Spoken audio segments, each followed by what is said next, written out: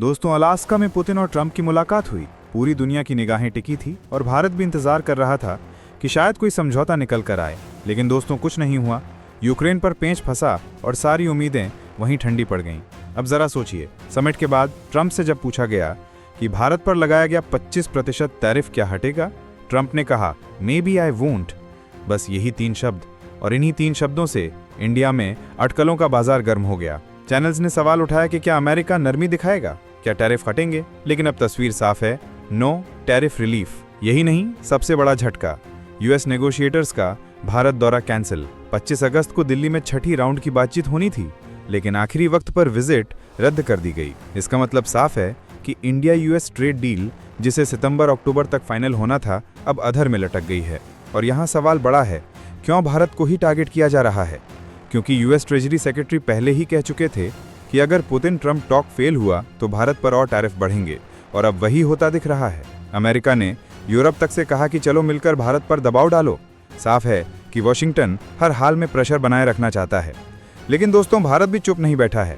15 अगस्त के भाषण में पीएम मोदी ने कह दिया, भारत ना टैरिफ से डरेगा और ना ही बाहरी दबाव से झुकेगा। फिर भी सेलेक्टिव टारगेटिंग हो रही है, और इस पूरे विवाद में एक मजेदार एंगल भी है। फॉर्मर यूएसएनएसए जॉन बोल्टन का फौज में लोगों के साथ इसे बयान। उन्होंने तंज कसते हुए कहा कि अगर भारत को अमेरिका से दोस्ती चाहिए तो ट्रंप को नोबेल पीस प्राइज के लिए नॉमिनेट कर दो। सोचिए, ट्रेड डील और नोबेल प्राइज एक ही तराजू पर। अब दोस्तों, यहाँ पर सबसे बड़ा सवाल खड़ा होता है कि अमेरिका भारत पर सेकेंडरी सैंक्शन भी लगाने वाला है, क्योंकि साफ दिख रहा है कि वॉशिंगटन सिर्फ टैरिफ पर नहीं रुका है। ट्रेजरी सेक्रेटरी स्कॉट बेसन ने खुद कहा कि यूरोपियन यूनियन को भी अमेरिका के साथ खड़ा होना चाहिए और भारत पर अतिरिक्त दबाव डालना चाहिए।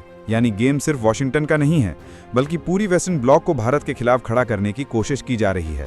अब सोचिए, ये वही अमेरिका है जिसने चाइना के साथ 90 दिनों का टैरिफ सस्पेंशन कर दिया, जबकि सबसे बड़ा ट्रेड रशिया और चाइना के बीच है।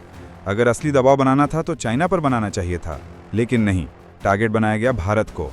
क्यों? क्योंकि इंडिया को सॉफ्ट टारगेट समझा जा रहा है।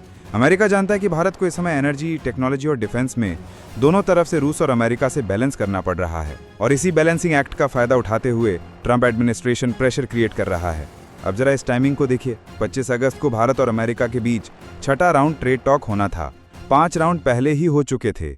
उम्मीद थी कि इस बार डील फाइनल के करीब पहुंचेगी, लेकिन ठीक उससे पहले अलास्का समिट फेल हुआ और अमेरिका ने नेगोशिएटर्स का भारत दौरा कैंसिल कर दिया।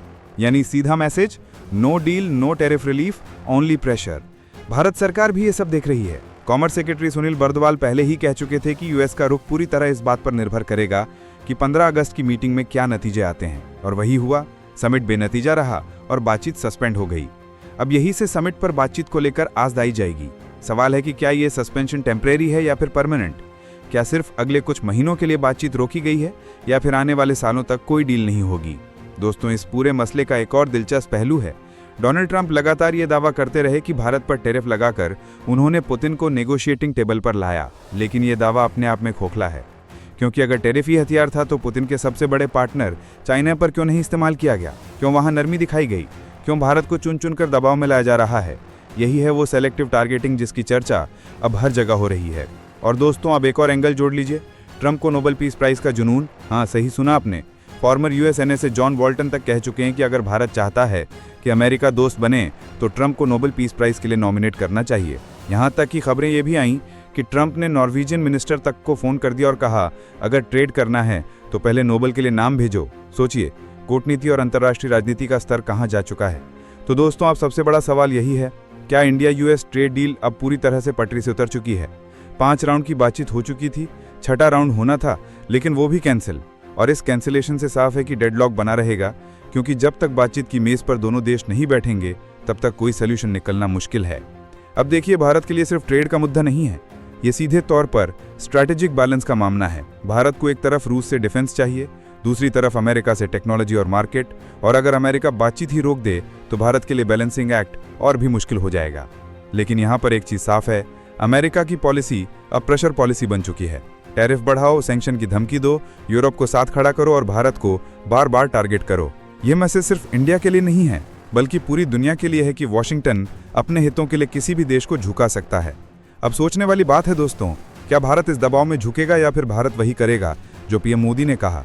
भारत टैरिफ और थ्रेट से नहीं डरने वाला है, आने वाले हफ्तों में यह साफ हो जाएगा कि क्या अमेरिका बैकफुट पड़ जाएगा या फिर ट्रेड वॉर और तेज होगा। तो दोस्तों, आज की सबसे बड़ी खबर यही है, अमेरिका ने इंडिया के साथ ट्रेड बातचीत सस्पेंड कर दी है, टैरिफ हटने की कोई उम्मीद नहीं है और सेकेंडरी सैंक्शन का खतरा मंडरा रहा है। अब ये लड़ाई सिर्फ इकोनॉमी की नहीं है, बल्कि स्ट्रैटेजिक पॉलिसी और डिप्लोमेसी की भी है। दोस्तों, तस्वीर यहीं खत्म नहीं होती, असली खेल तो अभी शुरू हुआ है। अमेरिका ने भले ही नेगोशिएशन सस्पेंड कर दिए हों, लेकिन सवाल है कि भारत अब अपनी रणनीति क्या अपनाएगा। क्योंकि याद रखिए, ट्रेड सिर्फ टैरिफ या पेनल्टी का मामला नहीं है, ये पूरी तरह से जियोपॉलिटिक्स से जुड़ा हुआ है। भारत जानता है कि अगर उसने अमेरिका के दबाव में आकर रूस से दूरी बनाई तो उसका सबसे बड़ा नुकसान डिफेंस सेक्टर में होगा। 70% से ज्यादा हथियार आज भी भारत रूस से लेता है। दूसरी तरफ अगर भारत अमेरिका से उलझता है तो टेक्नोलॉजी, मार्केट और स्ट्रैटेजिक पार्टनरशिप खतरे में पड़ सकती है। यानी एक तरफ खाई है और दूसरी तरफ कुआं। अब सोचिए, अमेरिका बार बार कह रहा है कि भारत को सेकेंडरी टैरिफ लग सकते हैं। इसका मतलब यह है कि सिर्फ ट्रेड ही नहीं, बल्कि फाइनेंशियल ट्रांजैक्शन, बैंक्स और इंपोर्ट एक्सपोर्ट चैनल तक प्रभावित हो सकते हैं। और अगर ऐसा हुआ तो इसका असर सिर्फ दिल्ली या मुंबई पर नहीं, बल्कि पूरे भारतीय एक्सपोर्ट सेक्टर पर पड़ेगा। लेकिन दोस्तों, भारत भी अब पहले वाला भारत नहीं है, ये नया भारत है। पीएम मोदी ने 15 अगस्त को कहा था, भारत बाहरी दबाव से नहीं डरने वाला है। और यही बयान संकेत है कि भारत अमेरिका के हर दबाव का जवाब अपनी डिप्लोमेसी से देगा। पहले भी देखा गया है कि जब अमेरिका ने जीएसपी बेनिफिट्स रोके थे, भारत ने भी काउंटर टैरिफ लगाए थे। तो इस बार भी काउंटर मूव की पूरी संभावना है। और अब सवाल बड़ा है, क्या ये टकराव आने वाले समय में भारत अमेरिका रिश्तों को स्थायी नुकसान पहुंचाएगा? क्योंकि अगर डील लटक गई और टैरिफ बने रहे तो इसका असर सिर्फ इकोनॉमी तक सीमित नहीं रहेगा। इसका असर डिफेंस, स्ट्रैटेजिक पार्टनरशिप और यहाँ तक कि इंडो पैसिफिक पॉलिसी पर भी पड़ेगा। लेकिन असली सवाल अब भी वही है, क्या अमेरिका दबाव बनाकर भारत को झुकाएगा या भारत अपनी डिप्लोमेसी से वॉशिंगटन को बैकफुट पर ले आएगा? क्या इंडिया यूएस का रिश्ता ट्रेड डील के बिना आगे बढ़ पाएगा? और क्या ये टकराव सिर्फ शुरुआत है आने वाले बड़े भू राजनीतिक खेल की? याद रखिए, आने वाले दिनों में ये मुद्दा सिर्फ इंडिया यूएस का नहीं रहेगा, बल्कि पूरी दुनिया की इकोनॉमी और स्ट्रेटेजिक बैलेंस पर असर डालेगा। तो दोस्तों, आपके क्या विचार हैं? क्या भारत को अमेरिका के दबाव में आकर समझौता करना चाहिए या फिर अपने दम पर खड़े होकर टैरिफ वॉर का सामना करना चाहिए?